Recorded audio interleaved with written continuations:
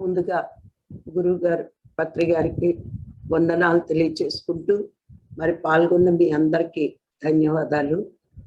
మరి ఈరోజు మనం కొన్ని విషయాలు తెలుసుకుందాం.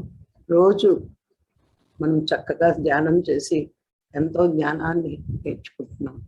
कार्यक्रम शुरू करने से पहले परम गुरु ब्रह्मश्री पितामह पत्री जी को धन्यवाद करते हुए उपस्थित सभी साधकों का ब्रह्म विद्वरिष्ठा राज्यलक्ष्मी जी माता जी की तरफ से हार्दिक स्वागत किया जा रहा है।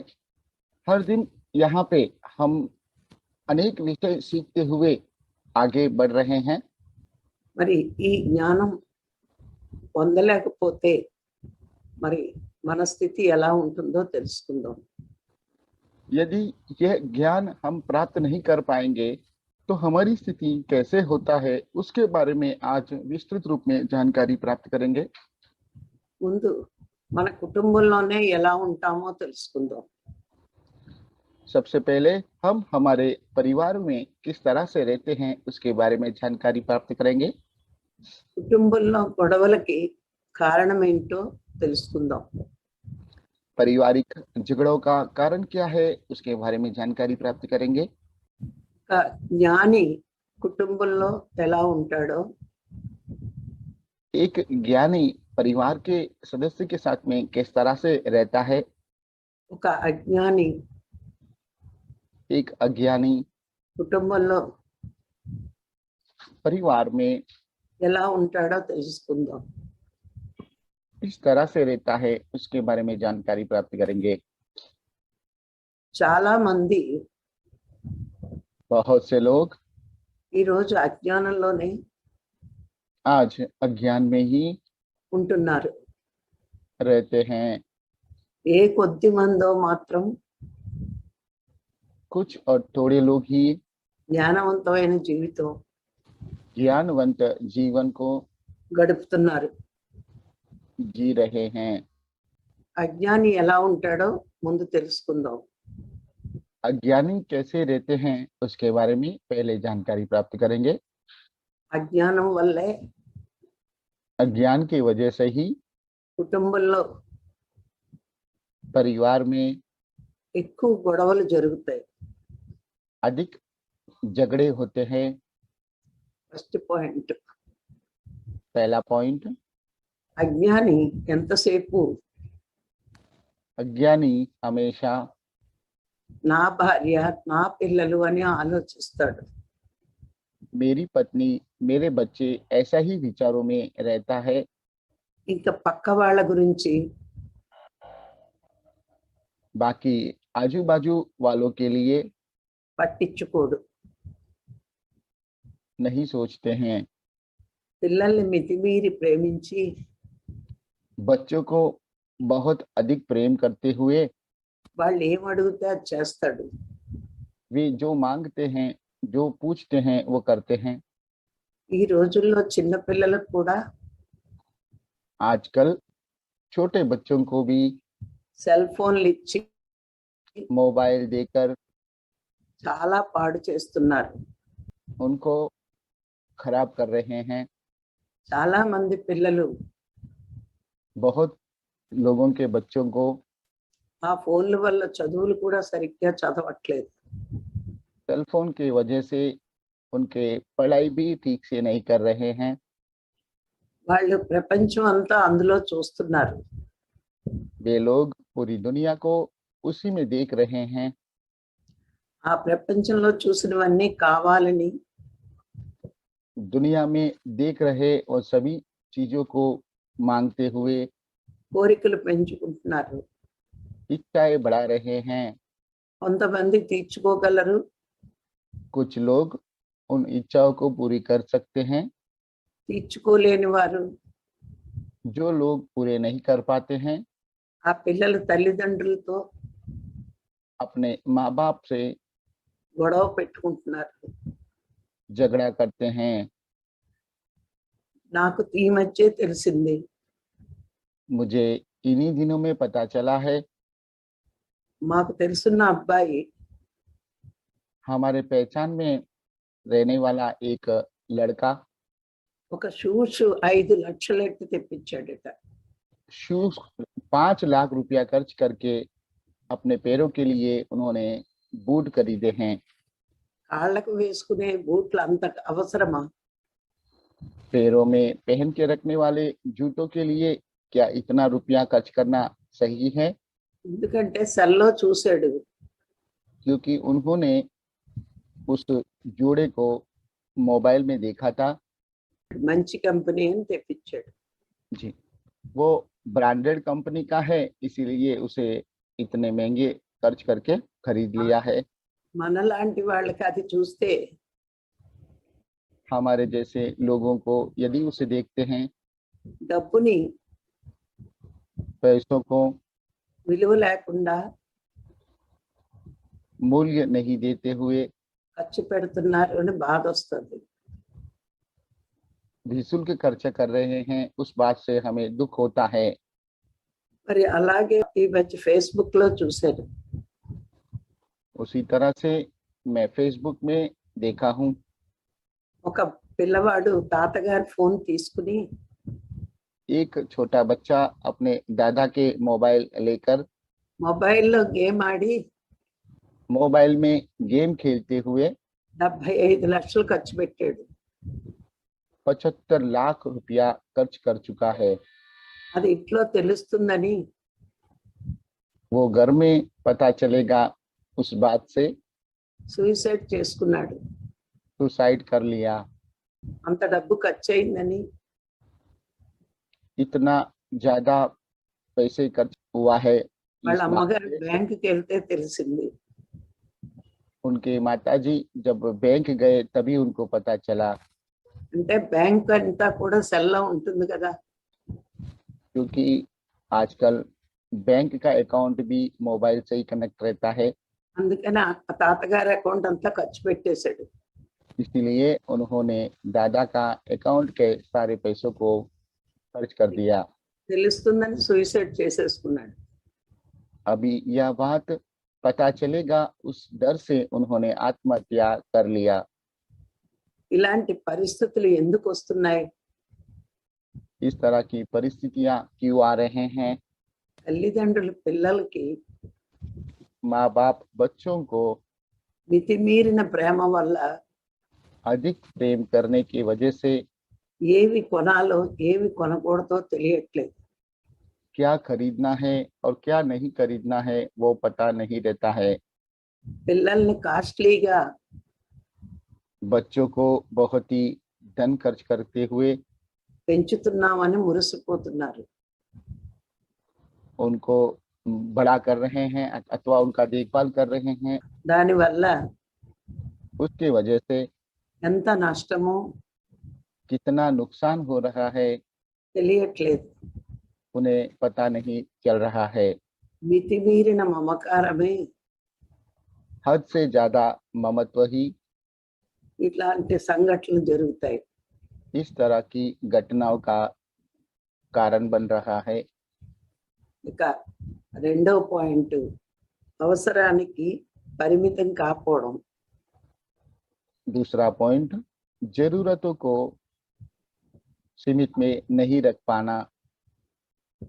మనకి ఎంత అవసరమో हमें जितना जरूरत है ఆహారము అంతే తీసుకోవాలి. आहार हमें उतना ही लेना चाहिए। ఎంత అవసరమో जितना जरूर है అంతే మాట్లాడాలి. उतना ही बोलना है। ఎంత అవసరమో जितना जरूर है డబ్బు అంతే ఖర్చు పెట్టాలి. पैसों को भी उतना ही खर्च करना है।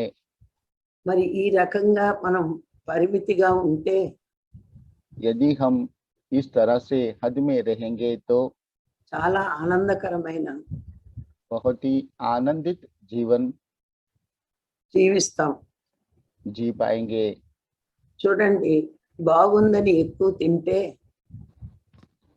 हम देख सकते हैं स्वादिष्ट भोजन है, यह सोचकर ज्यादा खाते हैं तो మనకి అనారోగ్యం వస్తుంది. हमें बीमारी आता है। మరి ఎక్కువగా మాట్లాడటం వల్ల अधिक बोलने की वजह से ఉన్నవి లేనివి మాట్లాడి जो है अथवा जो नहीं है वो सभी बातों को बोलते हुए కర్మలు ఎక్కువ పోగేస్తాం. कर्म को अधिक बढ़ा लेते हैं. మరి అక్కర్లేని డబ్బు ఖర్చు పెడితే जो आवश्यक नहीं है वहां पैसा खर्च करने से మరి మనకి ఆర్థిక సమస్య వస్తుంది. हमें आर्थिक समस्या भी आ सकती है. గొప్పల కోసం अपनी बड़ाई के लिए అందరూ గొప్పగా చెప్పుకోవాలని सभी लोग हमारी तारीफ करने के लिए ఈ రోజుల్లో చాలా మంది आजकल बहुत से लोग లోన్లు పెట్టి लोन लेकर ఖర్చు పెడుతున్నారు. खर्च कर रहे हैं. ఆ లోన్లు తీర్చలేనప్పుడు इस तरह के लोन का कर्ज ना चुकाने पर చాలా కష్టాలు పడాలి. बहुत तकलीफों का सामना करना पड़ रहा है. ఎన్నో అవమానాలు ఎదుర్కోవాలి. बहुत ही अपमानों का सामना करना पड़ रहा है. మరి ఇలాంటివి మనం మన చుట్టూరు ఎన్నో చూస్తున్నాం. इस तरह की घटनाएं हमारे इर्द गिर्द बहुत बन रहे हैं. అందుకే అవసరమైనంతే ఖర్చు పెట్టగలగాలి. इसीलिए जरूरत के हिसाब से ही खर्च करना है. చాలా మంది దాన ధర్మాలకు ఇష్టపడరు. बहुत से लोग दान धर्म करने के लिए पसंद नहीं करते हैं. లగ్జరీకి ఎంతైనా ఖర్చు పెడతారు. अपने वैभव जीवन के लिए कितना भी खर्च करते हैं. కానీ ప్రజలకు తెలియదు. लेकिन यह बात सभी प्रजा को पता नहीं है. మన కోసం ఖర్చు పెట్టింది हमारे लिए खर्च किया हुआ మట్టి పాలవుతుంది. वो मिट्टी में मिल जाता है.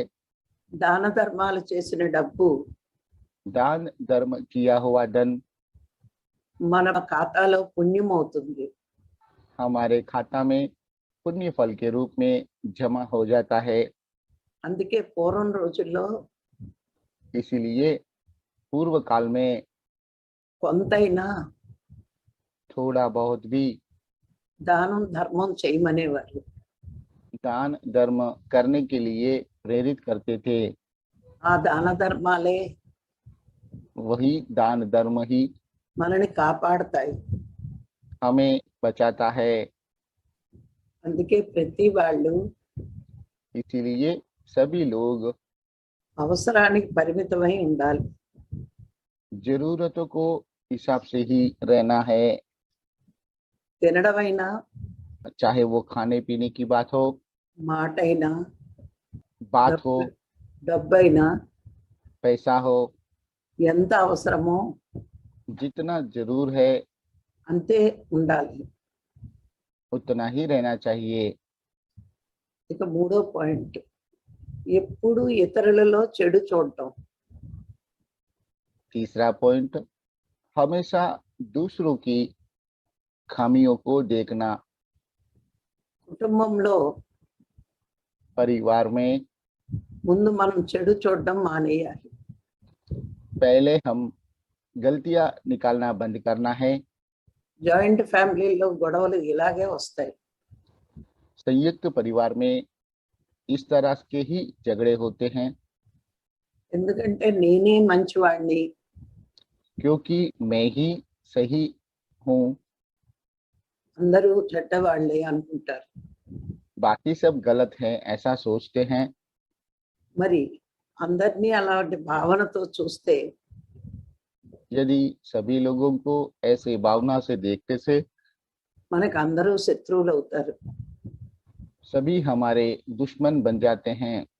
అందరిలో చెడును మాని सभी लोगों की खमियां और गलतियों को भूलकर మంచిని చూడటం అలవాటు చేసుకోవాలి. उसकी अच्छाई देखने का आदत डालना चाहिए. అలా అలవాటు చేసుకున్నప్పుడు यदि इस तरह का आदत बन जाता है, మనం ఎప్పుడూ మంచివారిగానే ఉంటాం.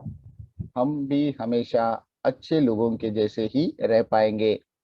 చెడునే చూస్తే गलत भाव से देखते हैं, వాడు చేస్తున్నాడు కదా, वो कर रहा है, నేను కూడా చేస్తే తప్పేంటి मैं भी करूंगा तो गलत क्या है, ఆలోచన వచ్చేస్తుంది.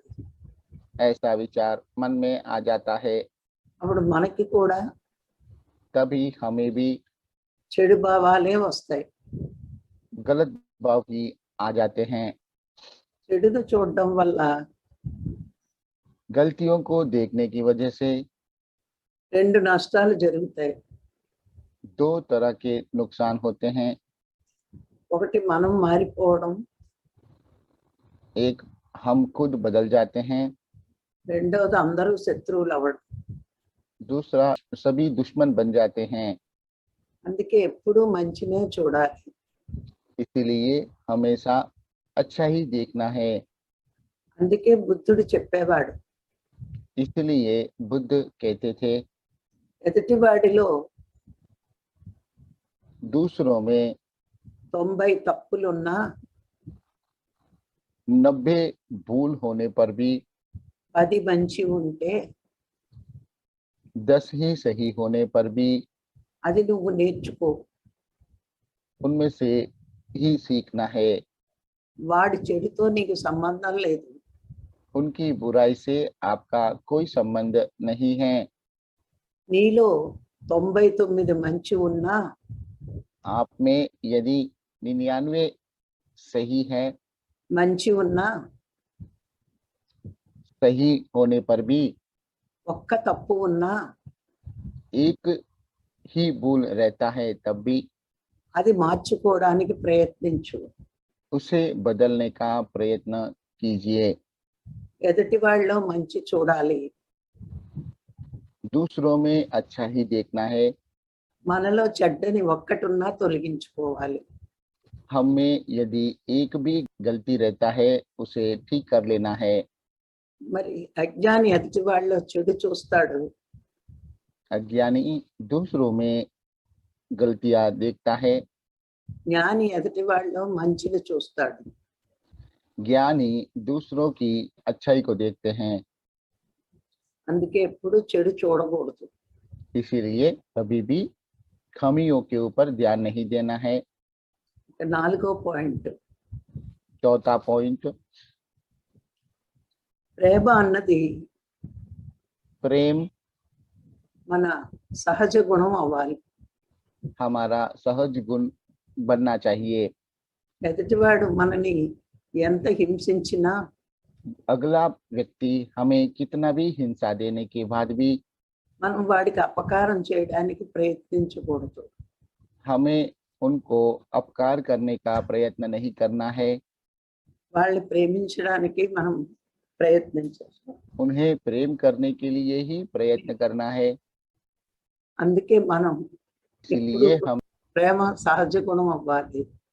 इसलिए हमारे लिए प्रेम ही सहज गुण बन के रहना है।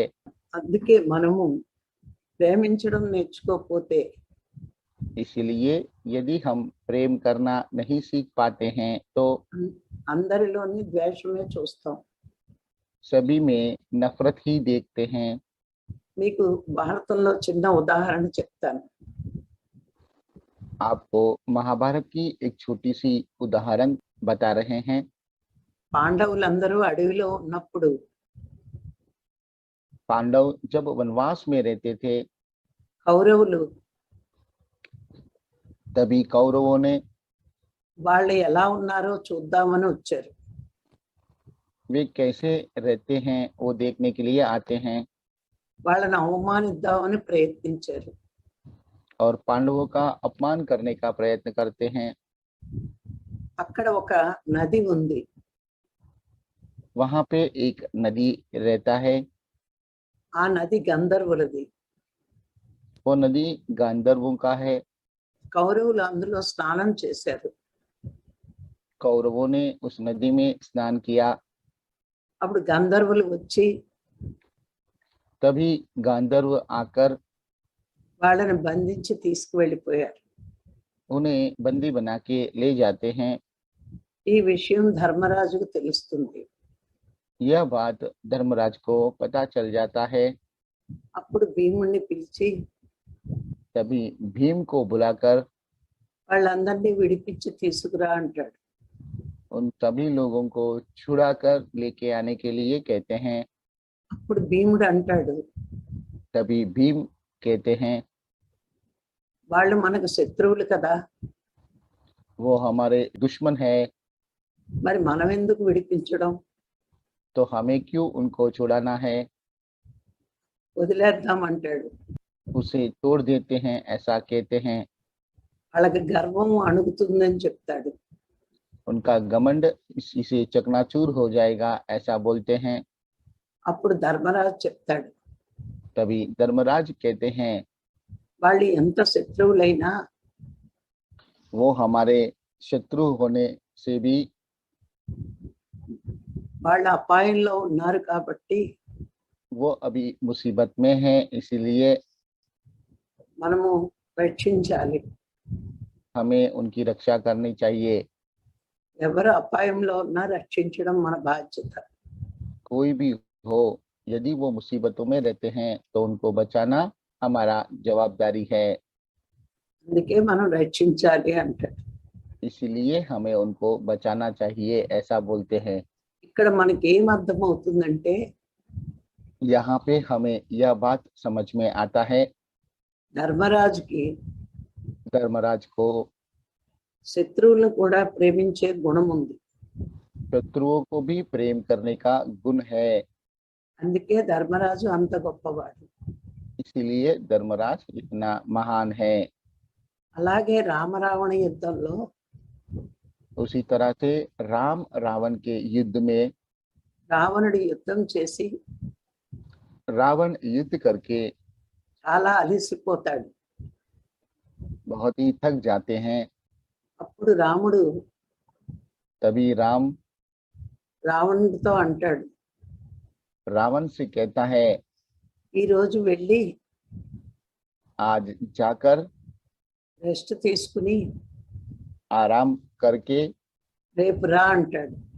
कल फिर से आना, ऐसा बोलते हैं। మరి అంత ప్రేమమూర్తి కాబట్టే वे इतना प्रेम मूर्ति है, इसीलिए రాముడు దేవుడయ్యాడు. राम भगवान बन चुके हैं। మరి గొప్ప వాళ్ళందరూ सभी महान लोग ప్రేమనే చూపించేవారు. प्रेम ही दिखाते थे। మనము కూడా हमें भी కోపంతో సాధించలేనిది क्रोध से जो नहीं कर पाते हैं, ప్రేమతో సాధించగలం. वो प्रेम से कर पाएंगे। అందుకే ప్రేమ సహజ గుణం అవ్వాలి. इसलिए प्रेम सहज गुण बनाना है। అజ్ఞాని క్రోధంతో अज्ञानी ఉంటాడు, अज्ञानी गुस्से से रहता है, జ్ఞాని ప్రేమతత్వంతో ఉంటాడు. ज्ञानी प्रेम तत्व से रहते हैं। మరి మనం కూడా అలా ఉండాలి. तो हमें भी ऐसे ही रहना है। 5వ పాయింట్, 5वां पॉइंट, ఆత్మజ్ఞానం లేకపోవడమే आत्मज्ञान नहीं होने की वजह से ही మరి కుటుంబంలో ఎక్కువ కలహాలు ఉంటాయి. परिवार में अधिक झगड़े होते हैं। మరి జ్ఞానం ఉంటే यदि ज्ञान रहता है, ఎవ్వరిని విమర్శించము. किसी को भी प्रतिक्रिया नहीं देते हैं, ఎందుకంటే పత్రిసారి ఎప్పుడు చెప్తారు, क्योंकि पत्री जी हमेशा कहते हैं, ఎవరి వాస్తవానికి अपनी वास्तविकता का వాళ్ళే సృష్టికర్తలు. हम ही सृष्टिकर्ता है। పైనుంచి మనం కిందకు వచ్చేటప్పుడు ऊपर से जब हम नीचे आते हैं, మనము నిర్ణయం తీసుకునే వస్తాం. हम यह निर्णय लेके ही आते हैं। ఇక్కడికి వచ్చాక यहाँ आने के बाद అన్నీ మర్చిపోయి सब कुछ भूलकर, ఆత్మజ్ఞానం కోల్పోయి आत्मज्ञान को भूलकर, ధ్యానం చెయ్యక ध्यान ना करते हुए అందరినీ విమర్శిస్తాం. सभी की प्रतिक्रिया देते हैं। మనం ధ్యానవంతులమైతే यदि हम ज्ञानवंत बन जाते हैं, ప్రతి వాడిని విమర్శించకుండా सभी लोगों की प्रतिक्रिया ना देते हुए మనని మనం సరిదిద్దుకుంటాం. अपने आप को ही ठीक कर लेते हैं। మనము ధ్యానం లేకపోతే విమర్శిస్తాం. हम ध्यान नहीं रहने पर लोगों की प्रतिक्रिया देते हैं। ధ్యానం ఉంటే ध्यान रहने पर ఎవ్వరిని किसी को भी విమర్శించాం. प्रतिक्रिया नहीं देंगे। ఎదుటివాడి తప్పులు చూస్తే दूसरों की खामियों पे नजर डालते हैं तो మనలో కూడా తప్పులు ఉన్నట్టే. हम में भी खमियां है ऐसा मान लेना चाहिए। ఎదుటి వాళ్ళు చూడకపోతే यदि हम दूसरों की गलतियों को नहीं देखते हैं మనలో లేనట్టే. तो हम में भी वह गलतियां नहीं है ऐसा मान लेना चाहिए। మనము విమర్శించినంత మాత్రాన हमारी प्रतिक्रिया की वजह से ఎవ్వరూ మారరు. कोई भी बदलते नहीं हैं। ముందు మనం మారడం అలవాటు చేసుకోవాలి. पहले हमें बदलने की आदत डालना है। అందుకే ఒక ఆత్మజ్ఞాని इसीलिए एक आत्मज्ञानी తనని తాను మార్చుకోవడానికి अपने आप को बदलने के लिए ప్రయత్నిస్తాడు. प्रयत्न करता है। ఇక్కడ మనకు అర్థమైంది ఏంటి అంటే यहाँ पे हमें यह बात समझ में आता है, ఒక జ్ఞాని एक ज्ञानी అందరినీ ప్రేమిస్తూ सभी को प्रेम करते हुए కోపాన్ని తగ్గించుకుని क्रोध को कम करते हुए శాంతంగా ఉంటూ शांति से रहते हुए అనవసరమైన अनावश्यक ఆడంబరాలు आडंबरों से డబ్బు ఖర్చు పెట్టకుండా धन खर्च किए बिना తన అవసరాలను తగ్గించుకుని अपनी जरूरतों को कम करते हुए దాన ధర్మాలు చేస్తాడు. दान धर्म करते हैं। మరి రాఘరావు గారి విషయం చూస్తే यदि हम राघव राव जी के विषय में देखते हैं तो తను లగ్జరీ జీవితానికి అసలు ఇష్టపడరు. वे कभी भी वैभव जीवन को पसंद नहीं करते हैं। ఎప్పుడూ దాన ధర్మాల కోసమే ప్రయత్నిస్తారు. हमेशा वे दान धर्म के लिए ही प्रयत्न करते हैं। మా పిల్లలు 2 కార్లు మెయింటైన్ చేస్తుంటే हमारे बच्चों के पास 2 कार वो मेंटेन करते हैं तो చాలా లగ్జరీ జీవితం గడుపుతున్నారు. वे बहुत ही वैभव जीवन जी रहे हैं। ఈయన చాలా సింపుల్ గా और राघव राव जी बहुत ही सादा जीवन जीते हुए ఎక్కువ దాన ధర్మాలు చేస్తారు. अधिक दान धर्म करते हैं। ఈ రోజున లగ్జరీ చేసినోడు ఒక్క క్షణం పొగుడుతారు.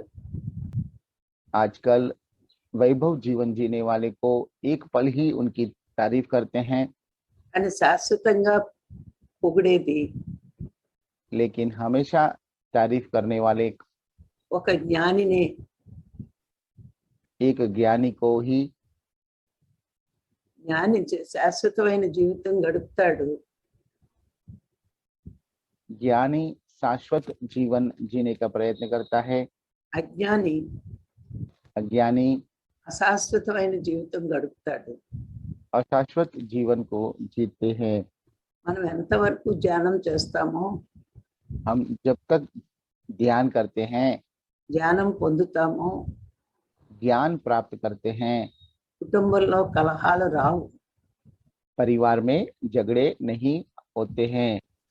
అజ్ఞానంలో ఉండి अज्ञान में रहते हुए అందరినీ విమర్శిస్తూ सभी की प्रतिक्रिया देते हुए అందరినీ ద్వేషిస్తూ सभी को नफरत करते हुए అహంకారం చూపిస్తే अहंकार का प्रदर्शन करते हैं तो అందరికీ శత్రువులు అవుతాం.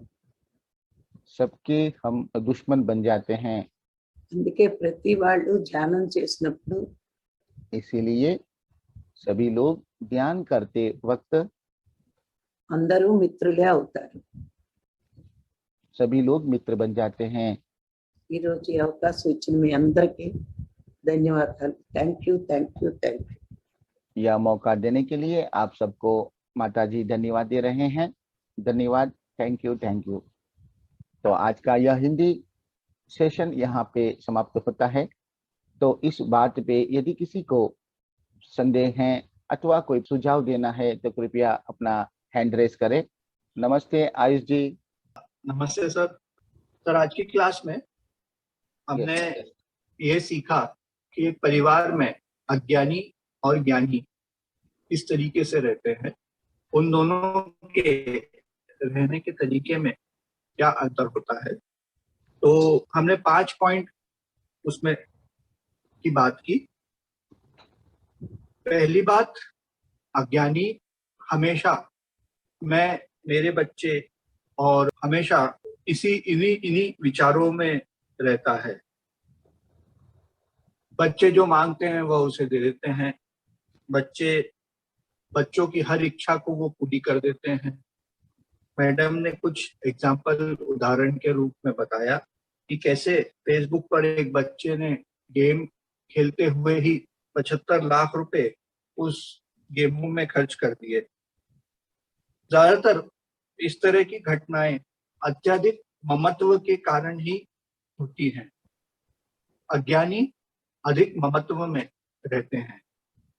दूसरा, आवश्यकताएं असीमित। अज्ञानी हमेशा असीमित आवश्यकताओं में रहते हैं। असीमित आहार, असीमित बोलना, वाचन करना, असीमित खर्च करना, अपने हद के बाहर आनंदित जीवन व्यतीत करना, इस तरह का जीवन वे जीते हैं। स्वयं की बड़ाई करने के लिए, स्वयं को अति उच्च दिखाने के लिए वे कितना भी पैसा खर्च करने के लिए तैयार हो जाते हैं।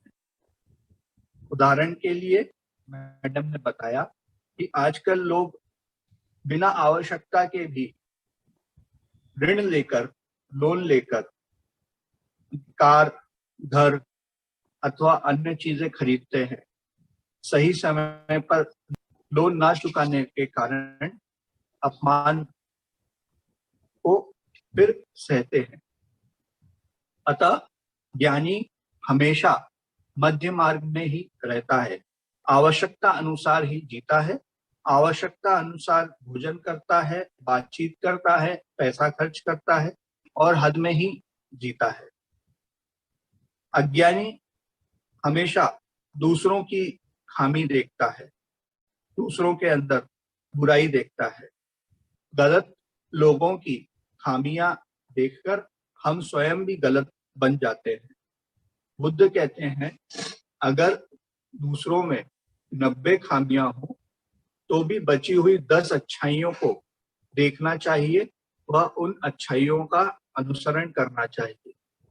हमारे स्वयं के अंदर अगर 99 अच्छाइयां हो और मात्र एक बुराई हो तो हमेशा उस बुराई को सुधारने का प्रयत्न करना चाहिए। अर्थात दूसरों की अच्छाइयां देखिए और स्वयं की बुराइयां सुधारते जाइए। अगला पॉइंट है, चौथा पॉइंट, प्रेम। प्रेम हमारा सहज गुण होना चाहिए। कोई कितना भी गाली दे, कोई कितना भी बुरा भला कहे, हमेशा उसके प्रति प्रेम ही होना चाहिए। अतः प्रेम हमारा सहज गुण होना चाहिए। उदाहरण के लिए पांडव जब वनवास में थे तो कौरव उनका जीवन यापन देखने के लिए व उनको चिढ़ाने के लिए वन में आए। पांडवों से मिलने के पहले कौरवों ने नदी में स्नान किया। नदी में रहने वाले गंधर्वों ने उन कौरवों को गिरफ्तार करके अपने शरण में ले लिया। यह समझकर पांडवों के सबसे बड़े भाई धर्मराज ने भीम को बुलाया और आदेश दिया कि कौरवों को छुड़ा के लाएं। भीम ने कहा, वे तो हमारे शत्रु हैं, तो फिर उनको छुड़ाने का क्या यत्न? इससे अच्छा उन्हें वहीं सड़ने दिया जाए व उन्हें सबक सीखने का मौका दिया जाए। तब धर्मराज ने कहा, नहीं, वे हमारे शत्रु हैं पर अभी मुसीबत में है। कोई भी व्यक्ति जब मुसीबत में हो उसे बचाना ही धर्म है। धर्मराज शत्रु से भी प्रेम करते हैं। रामायण युद्ध में जब युद्ध हो रहा था तो एक दिन युद्ध करते करते रावण थक गया। तब राम ने उसे कहा कि हे रावण, आज तुम थक गए हो, आज जाकर आराम करो, कल हम फिर युद्ध करेंगे। राम शत्रु से भी प्रेम करते हैं, इसलिए वे भगवान बन चुके हैं।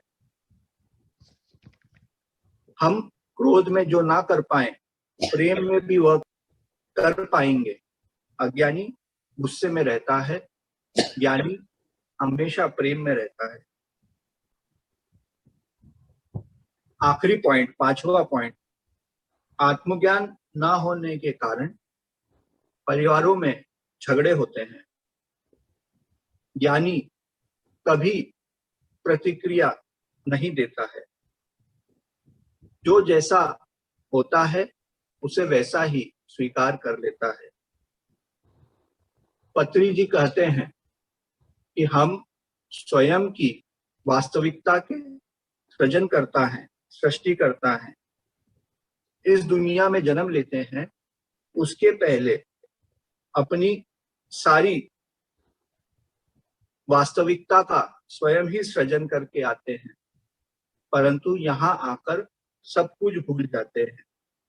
जब हम ज्ञानी हो जाएंगे तब हम प्रतिक्रिया नहीं देंगे। हम हमेशा यह समझेंगे कि जब हम दूसरों की खामियां देखते हैं, वह खामियां हमारे स्वयं के अंदर हैं। अतः और जब हम दूसरे में अच्छाइयां देखते हैं, वह अच्छाइयां हमारे अंदर ही आ जाती। पहले हम स्वयं को बदलने की आदत डालना है। आखिरी में संक्षेप में मैडम ने कहा, यानी सभी व्यक्तियों से प्रेम करते हुए, शांति से रहते हुए, अनावश्यक आडंबर पर धन खर्च किए बिना, जरूरत कम करते हुए दान धर्म ही करते हैं। अंतिम में एक उदाहरण स्वरूप बताया कि ब्रह्म ऋषि तत्वर्ती राघव सर आर्थिक रूप से संपन्न होने के बावजूद भी बहुत अल्प व्यय में अपना जीवन यापन करते हैं और जहां हो सके वहां दान करने का प्रयास करते हैं। ये आज की क्लास में मैडम ने जो बताया, जितना मैं समझ पाया उतना मैं आपके सामने रखता हूँ। धन्यवाद। Thank you sir. Thank you Ayush ji. नमस्ते गीता जी। नमस्ते राजलक्ष्मी मैडम। नमस्ते। आत्मवंदन। मुझे कुछ बोलने की जरूरत ही नहीं। आयुष गोंडिया जी ने इतनी अच्छी हिंदी में इतनी सुंदरता से सब कुछ एक्सप्लेन किया। కరెక్షన్ చేసేసారు ఇవిడ ఆయన చెప్పడంతో। Yes ma'am. क्या है मैडम? आपने ठीक कर लिया आयुष जी की समराइज में। आपने अपना जो गलतियां है उसके अंदर आज का नोट में वो भी आपने ठीक कर लिया होगा, ऐसा मैम कहते हैं। यस यस, जरूर जरूर। उनको आयुष जी गोंडिया जी के हिंदी सुनते सुनते मुझे इतना अच्छा लगता है कि मुझे मुंह खोलने के लिए बहुत ही शर्म ही आती है। फिर भी मैं बताऊंगी, आज जो कुछ मैंने सीखा मैं बताऊंगी। कुटुंब में परिवार का झगड़ा क्यों होता है, एक ज्ञानी परिवार के साथ कैसा रहता है और एक अज्ञानी रहने से परिवार में क्या क्या क्लेश आता है, झगड़ा आता है। बहुत ही अच्छी तरह से आपने बताया। मैं डिटेल में नहीं बताऊंगी मैडम, जो पॉइंट्स हैं वो ही बताऊंगी।